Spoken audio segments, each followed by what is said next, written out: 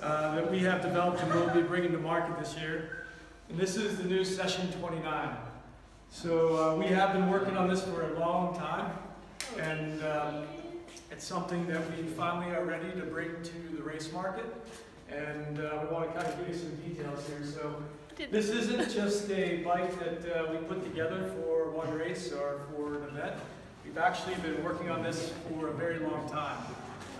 We, as a brand, are very proud of 29 and our developments that we've been able to do with 29 over the last 10 plus years. So we wanted to bring that all into a downhill bike. So 8 years ago we started, 2009 is when we really started experimenting with the 29er bikes. There's a lot of things that we learned from the legacy with Fisher that we could bring into downhill, but there was a lot of issues, right, that are still there today, and that's the parts. The biggest part was the fork. So finding a fork vendor that could supply a fork just to test was a challenge at first. So we went to Manitou at first and used the Dorado, which we could make it work and fit for a 29er, and then actually from there we were able to use some other forks, but then eventually get Fox to commit to a fork about a year and a half ago.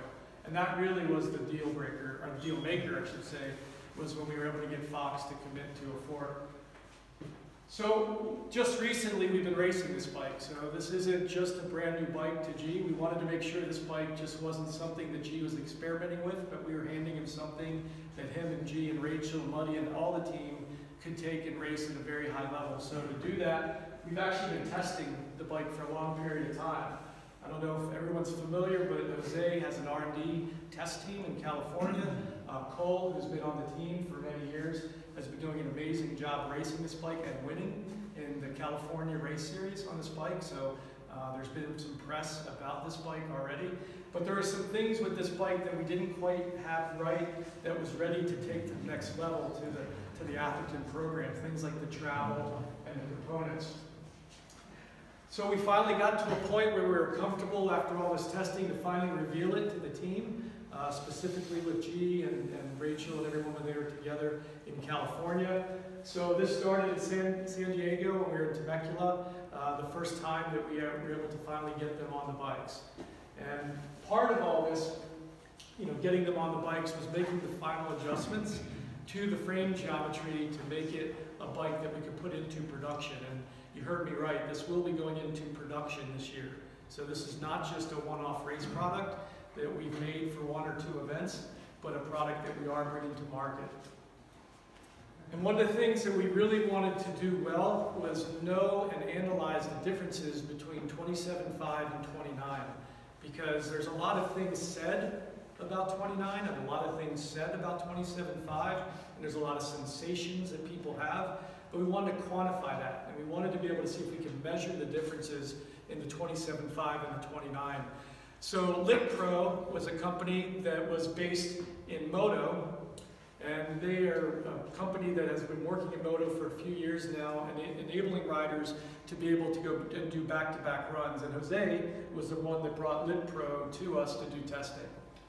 Yeah, so I still follow the sport very closely, having a background in it, and I started taking note that a lot of the top riders, not a lot of them, some of the top riders, the very top riders, were running this system on their helmet, and I started researching what it was and found out that it was a very cool technology that had just come into the sport. So we looked into it further, and I collected a certain amount of information and transferred it to Paul Harder, who's our analysis genius, basically. And Paul took it from there. And we've developed an exclusive partnership with them that has allowed us to co-develop a new system that complements the Lit Pro system. And that system, if you want to forward, so you can see that the system actually connects to the bike. So the standard Lit Pro system only measures what's going on from the rider perspective. But this new system will allow us to take that and combine it with what's going on the bike.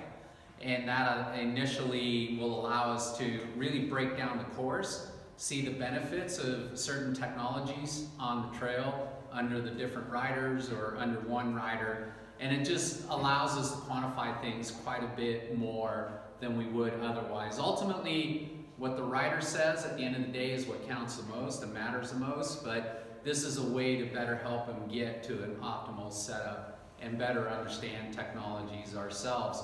So we use this technology pretty extensively to gauge the differences, advantages of the 29er versus the 27.5. And this is a run, it shows what it does. It basically tells you where on certain sections of the course, either the bikes are equal or a bike has an advantage. And essentially what the technology showed us is that the session 29 at no point showed a disadvantage, worse it was equal, but there were sections where it had superiority. It definitely pulled away from the 27.5. And the reason why we can do that is because we can overlap runs with this new technology and compare directly, you know, one run to another. It's not, you know, a guesstimate. So the other thing the technology does is it allows us to introduce gates. That's what those things are, and those gates allow us to better study specific sections.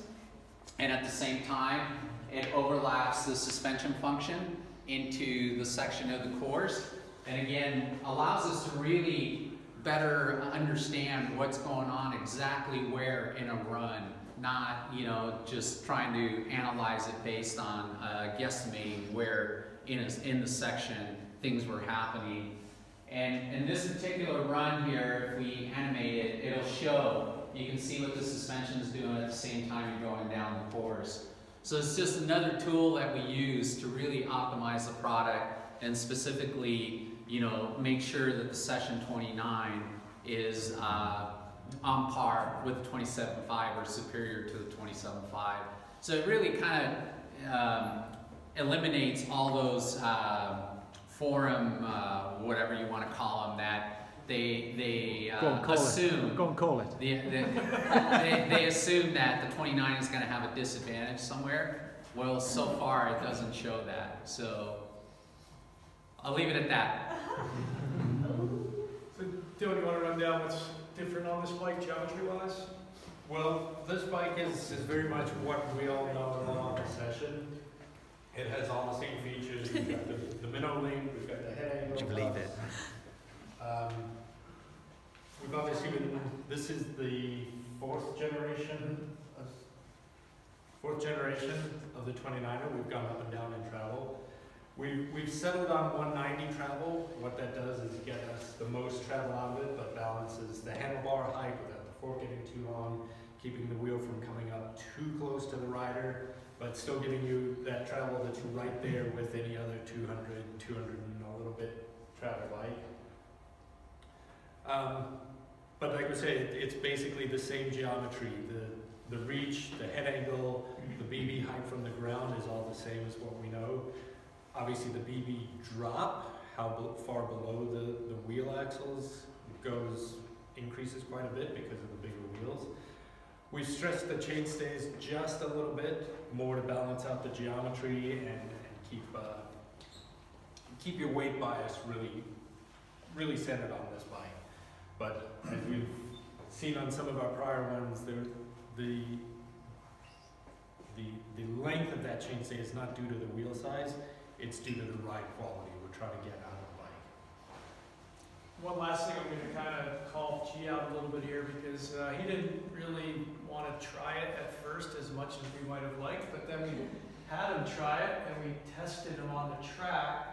And it was after getting pretty dialed on the 27.5 and taking kind of just a loose, as I understand it, I wasn't there, run on it, and he ended up being almost 4 seconds faster on the same track. So, you know, we definitely feel confident that the 29er is the correct application when used in a proper way, when a proper bike is built, and we want to give those tools to our team, and we aren't going to hold back. We want them to have the best tools out there. And the thing about that is questions probably immediately in your head is, well, you have 2 bikes. Are we back to the same deal of 2 bikes and 2 wheel sizes in every category? For now, we see it as like a 90% for 27.5, as the market right now is going to need to adjust for 29.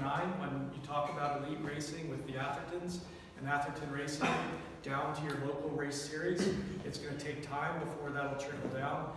So for now, we see 27.5 is still a practical choice for most riders, and also for a lot of park riders that for now want to consider, you know, this wheel size, the small wheel size, more as an application for that. But we see that, you know, this is going to start growing in the downhill market once we start giving these tools out. I think it's going to become something that people are going to be searching out. So this is how we see it breaking down for now. We do believe that, you know, again, that this bike will prove to be Are you a traditionalist? race machine. No, I'm a here in park the future, rat. so. You're what? A park rider. So this is embargoed just like the 27.5 bike. This bike is being made available specifically to G first, just because we have to for sizes, and we're going to be making this a bike available to all the riders as we roll out through the season. It's really up to them. We're really giving them the choice of bikes to ride depending on the course. So this isn't a leverage from us to say which one do you want. This is only to allow the athletes to have the best possible tools to win every race. And so depending on the course, depending on the situation is when you'll see it out there. But you will see it out there as soon as Fort William. That's when we're releasing the embargo, both to the team and to the media at the same time. So that would be the first race that it could be used in competition. Any questions? G, are you a traditionalist? No, doesn't look like it. Well, I want to be riding this as soon as possible, so I guess not. I didn't even notice it. It's bigger wheels. Yeah, a lot of people haven't noticed it. It looks right, doesn't it? Yeah. Yeah, it doesn't. Looks like normal. Yeah, I think that's the biggest thing that's happened with all the 29ers is that proportionally the way the geometries and things are doing now, it's getting much better, and even better at smaller sizes as well. And when you ride it as well, that was the case. Yeah. You know, it didn't feel like you were on a bike with enormous wheels. Yeah. It felt like you were on a bike with more traction, Yeah. more rolling capability, more momentum. And that was apparent from 3 turns in. As we saw, that run there. Yeah, exactly. Well, hopefully the If any time we can give G 3 or 4 seconds, I'm pretty sure that's going to be a good thing. Yeah. Yeah, I'll take it.